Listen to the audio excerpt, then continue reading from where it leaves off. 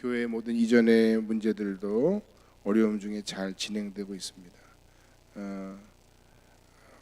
우리 교회가 이전하는 이 모든 그 과정의 모든 이유들이 이 모든 이전의 과정 중에 사람의 지혜나 혹은 합리적이고 어떤 경제적인 목적의 이유만이 아니길 바랍니다. 우리 교회가 더 귀하게 하나님께 쓰임받는 그런 교회가 되기를 간절히 소원합니다.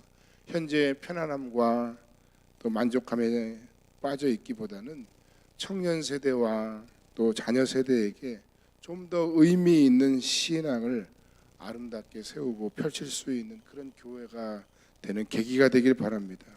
우리 함께 옆 사람과 서로 인사하겠습니다. 모든 것이 다 하나님의 은혜입니다. 성도님 감사합니다. 수고하셨습니다. 함께 갑시다. 하나님의 새 일을 기대합니다. 할렐루야. 이제 본격적으로 광야를 걷기 시작한 이스라엘 백성들은 마라의 승물도 경험했고 엘림의 환상적인 쉼도 이미 누렸습니다. 하지만 그 엘림에서 그들은 계속해서 그곳에 머물러 있을 수만은 없었습니다. 그들은 계속 전진해야 했고 그들의 여정은 계속되어야만 했습니다. 그리고 큰 무리가 이동을 하면서 그 이동의 과정 가운데 많은 어려움들이 있었습니다. 여러 어려움 중에 그들이 겪었던 가장 최대의 어려움은 무엇보다도 먹는 문제였습니다. 언제나 먹거리는 충분하지 못했고 안정적인 정착 생활이 아닌 계속해서 이동을 해야 하는 생활이었기 때문에 목축을 할 수도 없었고 그 어느 것 하나 자신들의 기대와 생각만큼 만족할 만한 것을 얻을 수 있는 상황이 아니었습니다. 이런 상황 속에서 하나님께서 만나라고 하는 것을 허락하셨습니다. 이건 뭐지? 라는 뜻의 의미의 만나입니다. 오늘 성경에 보니까 희고 가시 같은 그런 것을 잘 빻아서 그들이 음식을 만들어 먹었던 재료로 삼았다는 겁니다. 또 광야에서 애굽에서의 고기를 먹던 기억을 떠올리며 불평하는 이스라엘에게 민수기 11장에 보니까 매출하기를 허락하셔서 고기도 먹게 하셨습니다. 원하는 입맛대로 다 골라 먹을 수는 없었지만 그래도 그 광야를 통과하면서 먹는 문제를 어느 정도 해결할 수 있도록 도와주신 것은 정말 놀라운 일이 아닐 수 없었습니다. 하지만 이 만나를 먹는 일에 하나님이 정해놓으신 어떤 규칙이 있었습니다. 한 사람이 거둘 수 있는 어떤 정확한 분량이 정해져 있었고 5일 동안 그렇게 하다가 6일째에는 7일에 일할 수 없으므로 이틀치를 거둘 수 있게 했습니다. 신기한 것은 욕심껏 많이 거두어도 그 이튿날은 냄새가 나서 그것을 먹을 수 없었다는 것입니다. 하지만 6일째 거두는 이틀치의 양식은 그렇지 않았다는 것입니다. 그러니까 일용할 양식보다 거두어 더 자신의 욕심을 채우는 것을 하나님은 금지하셨고 그리고 그 모든 과정 속에서 그 하나님의 기적 같은 역사를 통해 광야에서 아무것도 먹을 것을 얻을 수 없을 것 같은 그 광야에서 그들은 충분히 먹을 것을 하나님의 은혜로 공급받을 수 있었다는 것입니다. 날마다 들판에 내리는 만나를 거두어 먹으면서 하루하루 그들의 삶이 연장되고 그들의 여정이 계속해서 이어지는 것은 정말 그것이야말로 은혜이자 매일매일이 감사의 순간이었음에 틀림없습니다. 여러분, 이렇게 오늘 거두어 먹었다면 내일도 분명히 내려주실 것이라는 그 믿음이 생길 법하지 않습니까? 여러분, 어차피 우리가 살아온 우리의 모든 삶의 이제까지의 과정과 현재 나의 모습을 돌아보았을 때 여기까지 온 것이 모든 것이 다 하나님의 은혜였다면 앞으로 우리가 구할 것은 역시 하나님의 은혜가 아니면 안 된다는 것을 알 법도 하지 않겠습니까? 여기까지 그래도 하나님의 은혜로 어려운 중에 지켜주셨다면 앞으로도 내 인생을 이 불안한 상황 가운데 어떻게든지 지켜주시고 건져주시고 책임져 주실 것이라는 그런 믿음이 생길만 하지 않습니까? 그리고 그런 우리의 삶이라면 때로 힘들고 어렵고 내 생각과 내 의도대로 되지 않을지라도 그래도 그런 대로 우리의 삶은 괜찮은 삶이 될 가능성이 높지 않습니까? 하지만 반대로 늘 불안한 상황 속에서 감사와 믿음과 하나님의 은혜를 기억하는 것이 아닌 걱정과 그리고 근심과 염려 또는 남들보다 조금 더 가지고 싶고 남들보다 조금 더 특별한 것을 가지고 싶고 남들보다 조금 더 맛있는 것을 가지고 싶은 그런 욕망과 욕구가 그런 불평이 나를 지배한다면 지금 나의 이 상황은 매우 어려운 상황이고 매우 불평스러운 상황이고 매우 불만족스러운 상황이고 불안정적인 상황일 수밖에 없다는 것입니다. 이스라엘에게 허락하신 그 하나님의 은혜를 통해 우리에게 베풀어 주신 하나님의 은혜를 돌아보는 2018년도 마지막 주일 예배가 되길 간절히 바랍니다. 감사하며 또는 불평하는 이스라엘을 통해서 우리의 2018년의 한 해를 되돌아보고 새롭게 2019년을 의미 있게 맞이하는 그런 성문교회가 되기를 주님의 이름으로 간절히 축원합니다. 이 말씀 속에서 우리가 함께 누리고 싶은 그 은혜는 무엇인가 하면 바로 첫 번째 주제는 노예의 마음을 가진 자유인에 관한 부분입니다. 우리는 항상 배고프다는 거예요. 여러분, 하나님이 내려주신 그 만나를 먹어본 사람이 광야에서의 그 이스라엘을 제외해놓고 누가 역사상 있었을까요? 여러분, 올 한 해도 하나님께서 우리에게 베풀어 주신 그 하나님의 은혜를 내가 확실히 체험하고 깨달았다면 사람들이 무슨 이야기를 하든 내가 흔들릴 이유가 하나도 없습니다. 정말 그것은 특별한 은혜였습니다.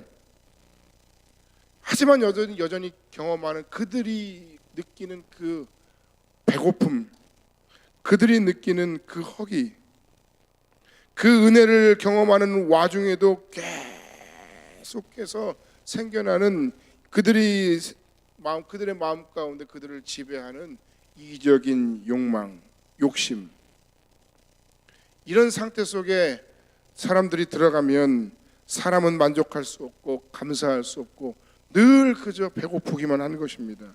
그것은 육체적인 배고픔만을 의미하는 것이 아닙니다. 그것은 영적인 배고픔이며 그것은 죄인된 인간이 경험하는 가장 본질적인 배고픔의 문제입니다.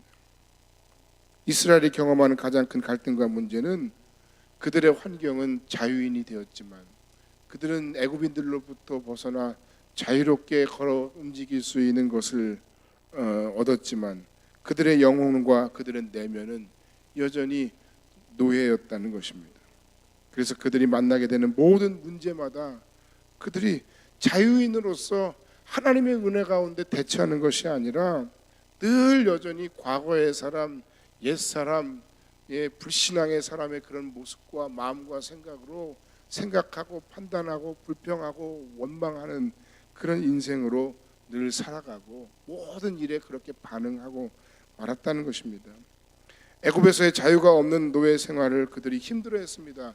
그러면서도 그들은 그 시절을 성경에 보면 계속해서 그리워합니다. 그때가 좋았다고 얘기합니다. 애굽 사람들의 삶을 심지어 동경합니다.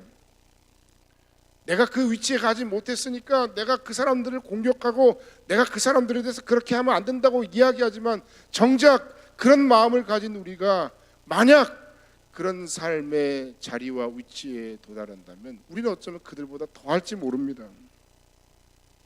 말로는 하나님의 백성이라고 말하지만 실제로는 믿지 않은 사람들의 그것과 똑같은 삶의 목적과 삶의 방식을 추구합니다. 신앙생활을 하면서도 자신이 보는 작은 손해에 민감하고 자기 것을 지키는데 혈안이 된 인생이 노예 같은 우리의 삶입니다. 눈앞에 작은 이익에 연연합니다. 하나님이 우리에게 주신 하나님 나라의 꿈과 소망 없이 살아가는 인생입니다. 하나님께서 늘 날마다 우리에게 만나를 주시지만 늘 비교하고 늘 배고프고 늘 불평하고 늘 원망합니다. 만나와 메추라기가 주어졌을 때 이스라엘은 하나님의 말씀을 신뢰하고 그것을 지켜야 했습니다. 그리고 그 안에서 비록 몸은 힘들고 그 안에서 비록 그들의 어떤 삶의 형편들은 불편했지만 그러나 하나님을 철저히 신뢰하고 그 하나님의 인도하심을 따라 순종하며 나아가는 인생이어야 했다 하는 것입니다.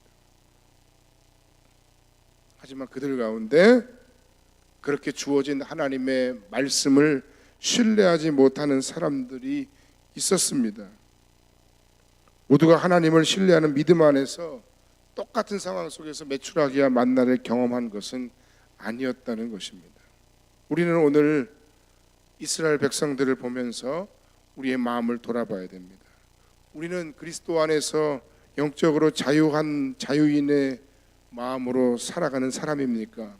아니면 그리스도 예수 안에 붙잡힌 사람이 아니라 세상 안에, 죄악 안에, 혹은 세상의 어떤 헛된 욕망으로 가득 찬 여전히 노예로 살아가는 그런 사람입니까? 더 큰 꿈과 소망을 위하여 내 삶에 닥친 고난과 역경을 이겨나갈 수 있다면 그는 자유인입니다. 하나님은 우리를 자유인으로 부르셨습니다. 우리는 만왕의 왕이신 하나님의 자녀로 입양된 사람입니다. 온 우주 만물을 소유하고 섭리하시는 하나님이 우리의 아버지시고 내 아버지시라면 우리의 마음은 지금보다 훨씬 더 따뜻하고 훨씬 더 여유롭고 훨씬 더 평안하고 훨씬 더 안전함을 느껴야 하지 않겠습니까? 하나님이 우리 모두에게 이런 자유의 마음, 자유한 마음, 자유인의 마음을 허락해 주시기를 간절히 소망해 봅니다. 내가 아직도 그리스도인임에도 내가 하나님의 자녀임에도 아직도 여전히 나를 둘러싸고 있고 나를 붙들고 있고 나의 마음을 억누르고 있고 내 발목을 잡는 내 인생에 나의 허망한 욕심과 그리고 나를 사로잡고 있는 내 삶의 우상이 무엇인지 오늘 아침에 꼭 한번 나의 현재의 삶과 그리고 우리의 한 해를 돌아보며 깨닫고 고백하는 아침이 되길 바랍니다. 두 번째, 자유가 된 우리를 향한 하나님 아버지의 기대가 있습니다. 첫 번째는 은혜로 사는 은혜 공동체가 되기를 간절히 바라시는 것이 하나님 아버지의 마음입니다. 만나라고 하는 것은 What is this? 이게 뭐야? 하는 겁니다. 이 뭐지? 이런 만나라고 하는 것은 하나님이 40년간 하루도 거르지 않고 안식일에만 주시지 않고 계속해서 매일같이 내려주신 그 하나님의 양식입니다. 하나님은 이스라엘의 공공함과 필요를 들으셨고 가장 하나님다운 해결책을 주셨습니다. 하나님은 그들이 은혜를 경험해야 함을 아셨습니다. 그래서 하나님의 방식으로 그들의 굶주림이 해결되도록 하셨다는 겁니다. 그 은혜라고 하는 것은 아무 자격도 없고 아무 조건도 없음에도 불구하고 거저 주시는 것을 말합니다. 여러분, 우리가 가정에서 자녀를 양육하는데 일반적으로 자녀 한 명을 양육해서 대학까지 공부시키는데 들어가는 자녀 양육비가 최소 2억에서 4억, 뭐 상황에 따라서 뭐 다 다르겠지만 하여튼 최대 4억까지 평균적으로 든다, 이런 이야기 기사가 있는 걸 검색했습니다.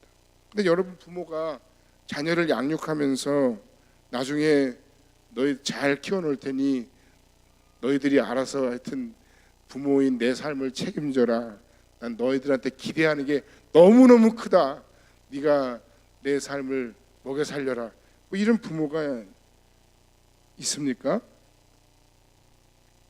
부모가 자녀를 10달을 품어 출산하고 먹이고 입히고 가르치고 양육하는 것, 그거 자체가 은혜예요. 덕을 보려는 부모가 있어요? 뭐 가끔 바라는 부모를 보았는데 그런 희한하게 바라는 부모일수록 오히려 그렇게 되지 않은 경우가 더 많은 걸 봅니다.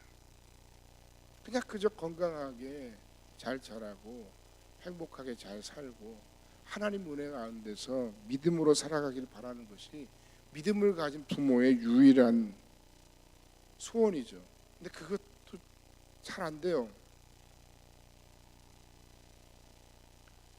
바로 그 부모의 마음이 우리에게 향하신, 우리를 통해 바라시는 하나님 아버지의 마음이고, 그 하나님 아버지의 마음의 그림자 같은 것이 부모의 마음인 거예요.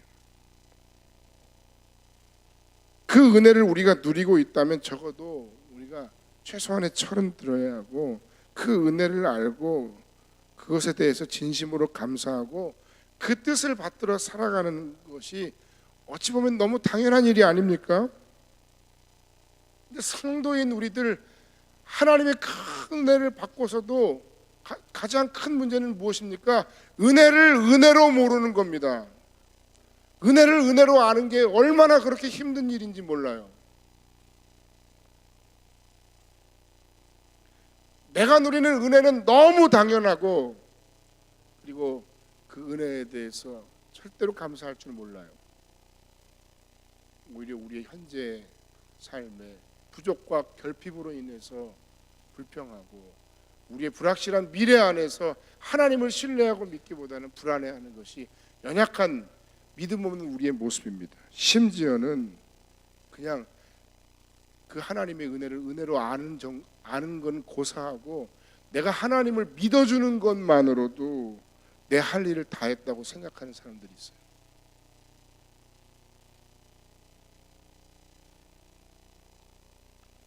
자녀된 우리를 향한 하나님의 기대는 그겁니다. 우리가 은혜로 사는 것이고, 그 은혜가 은혜인 줄 아는 것이고, 그 은혜를 계속해서 우리가 구하며 사는 인생이 되길 바라는 거예요.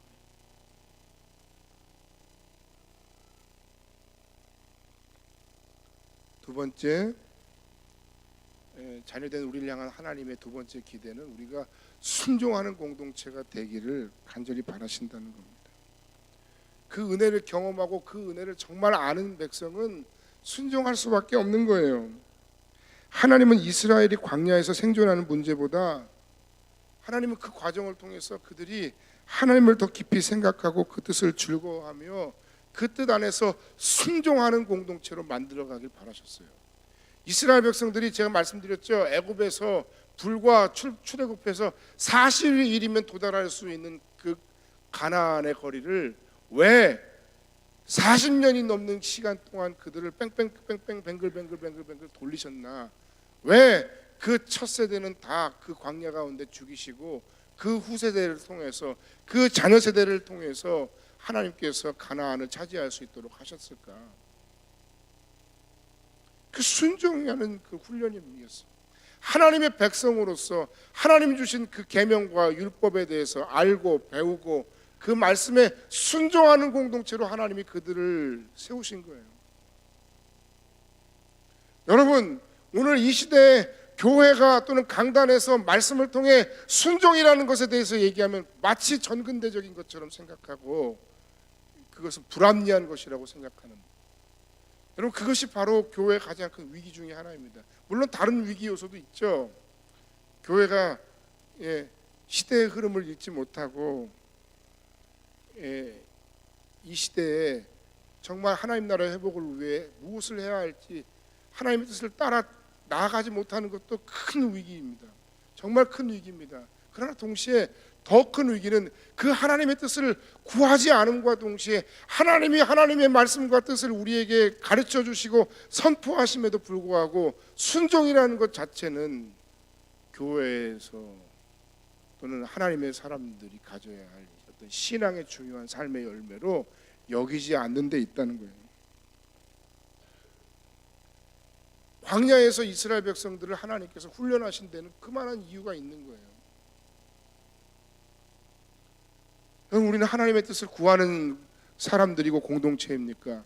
여러분, 우리가 그 하나님의 뜻을 구하여 얻었다면 우리는 그 뜻을 위하여 목숨을 걸고 순종하는 인생입니까? 이것은 이스라엘 백성들뿐만 아니라 오늘 나에게도, 오늘 우리 공동체에게도 동일하게 하나님께서 바라시고 요구하시는 그 하나님의 뜻입니다.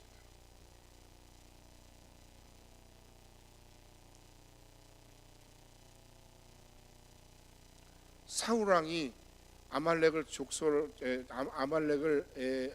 전쟁 가운데서 모든 것을 다 몰살시키고, 그리고 하나님 그 모든 것 가운데서 하나님의 말씀에 불순종하고 자기의 어떤 전리품을 취해오고, 이 재물들을 왜 다, 이 가축들을 왜 다 죽여야 하지 하는 그런 것에 의문을 품고 불순종할 때 하나님께서 사무엘을 통해 뭐라고 말씀하십니까?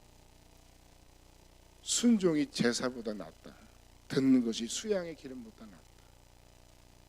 오늘 우리는 하나님의 뜻이 무엇인지 발견하려 고민하고, 그리고 그 뜻이라면 무조건 순종하려고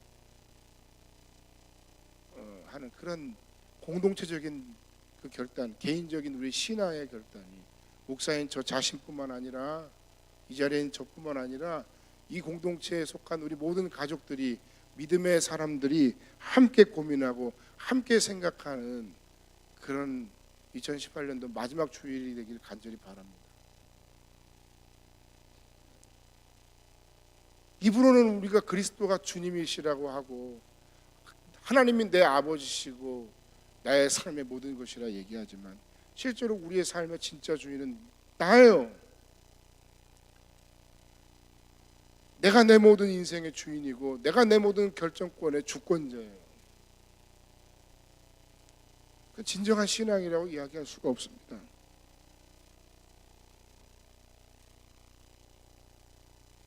순종의 가치가 사라지고 있는 시대 가운데, 심지어 교회에서도 그 가치를 자신 있게 말하기 어려운 시대 가운데, 우리의 생각은 너무 가볍고 우리의 말은 쉽고 우리의 행동은 너무 경박하지 않은가? 하나님께서 우리에게 베풀어 주신 그 은혜의 무게만큼 우리가 좀 더 깊이 생각하고 무겁게 말하고, 그리고 그 하나님의 말씀에 더 철저하게 순종하는 그런 인생과 그런 공동체가 되기를 간절히 바랍니다. 교회 공동체에 하나님의 은혜가 충만하다는 것의 의미는 교회의 주인이신 하나님의 뜻에 민감하고 그 뜻을 찾기 위해 최선을 다하며 그 하나님의 뜻에 순종하는 공동체를 뜻하는 겁니다. 그리고 그 일 가운데 맡은 자들은 사람의 눈치를 보는 것이 아니라 하나님을 두려워하고 하나님 앞에, 그리고 주님의 몸된 공동체와 우리가 섬기는 지체들을 위해 최선을 다해 헌신과 충성을 다하는 것을 말합니다. 이런 것들이 작동되지 않는 교회는 진정한 교회일 수 없습니다. 은혜는 반드시 공동체가 전폭적으로 하나님의 말씀에 순종하며 하나님의 뜻을 이 땅 가운데서 실천하는 모습으로 드러나고 나타나야 합니다. 세 번째, 자녀된 우리를 향한 하나님의 기대 세 번째는 바로 그것입니다. 우리가 우리의 모든 인생과 사역 가운데 공동체가 함께 기적을 경험하는 것입니다.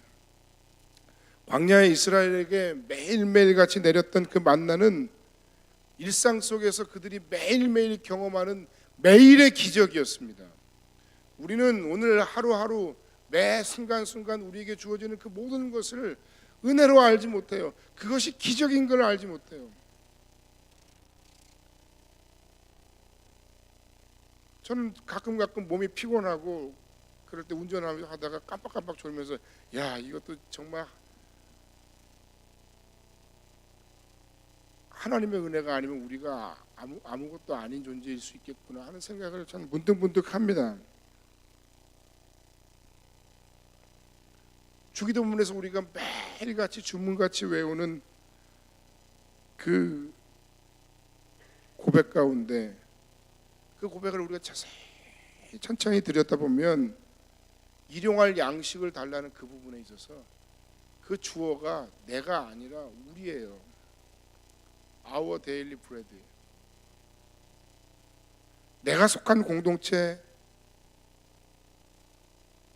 우리가 섬기는 우리의 인생과 가정이 매일매일 하나님이 주시는 일용할 양식을 누리게 해달라 하는 것입니다. 정확하게 광야에서 만나를 먹고 살았던 이스라엘의 상황이 바로 그 상황입니다. 즉 주기도문의 이 기도는 우리 공동체도 광야길을 걸었던 이스라엘 백성과 같이 되게 해달라는 기도의 내용입니다. 그런데 요한복음 6장 49절 50절 말씀에 보면 예수님도 구약의 이 본문들을 사용하시면서 자신에 대해서 설명하시는데, 오늘을 사는 우리에게 하늘로부터 우리에 주어지는 진정한 만나는 바로 예수 그리스도, 그분 자신이십니다. 그분이 우리의 인생과 삶의 진짜 양식입니다. 사람이 떡으로만 살 것이 아니요 하나님의 입으로 나오는 모든 말씀으로 살 것이라. 다 가져도 다 누려도 다 풍족해도 내가 예수 그리스도 그분이 아니시면, 당신이 아니시면 내 삶은 헛된 뿐입니다. 내 삶은 자유하지 못합니다. 내 삶의 근본적인 허기짐, 배고픔, 그 채워지지 않는 본질적인 삶의 문제는 해결되지 않습니다. 날마다 주님과 더불어 주님을 모시고 주님으로 인하여 기적을 누리는 성음교회 공동체가 되기를 주의 이름으로 간절히 축원합니다. 그 광야에서 그들이 만나를 먹었어도 죽었지만, 그러나 예수를 먹고 누리는 생명의 양식이신 그분을 누리는 자들은 영원히 하나님 안에서 죽지 않는다. 우리의 육신의 생명은 죽게 될지라도 하나님과 더불어 영생을 누린다.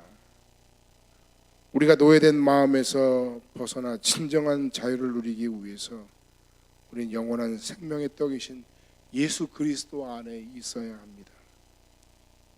예수님 그분 자체가 또한 우리의 진정한 양식이셔서 그분으로 인해 우리는 이 광야 같은 세상에서 살아갈 수 있으며, 뿐만 아니라 매일매일 매순간 삶 속에서 우리가 우리의 결핍과 우리의 안타까움과 우리의 아픔을 주님께 고백할 때 얻을 수 없는 광야에서 만나와 메추라기로 그들을 먹이셨던 것처럼 때를 따라 돕는 매일의 양식 또는 특별한 하나님의 은혜를 인하여 우리가 우리의 삶의 문제도 또한 그리스도 안에서 해결받는 복된 인생이 되어질 줄로 믿습니다.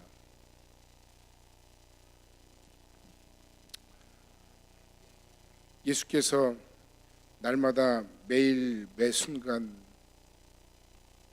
부어주시는 그 만나와 메추라기의 은혜를 구하며 우리의 팍팍한 삶 속에서도 놀라운 인도하심과 채워주심의 기적을 구하며 경험하는 그런 인생과 복된 가정, 기적의 성음 공동체가 되어지기를 주님의 이름으로 간절히 축원합니다. 기도하겠습니다.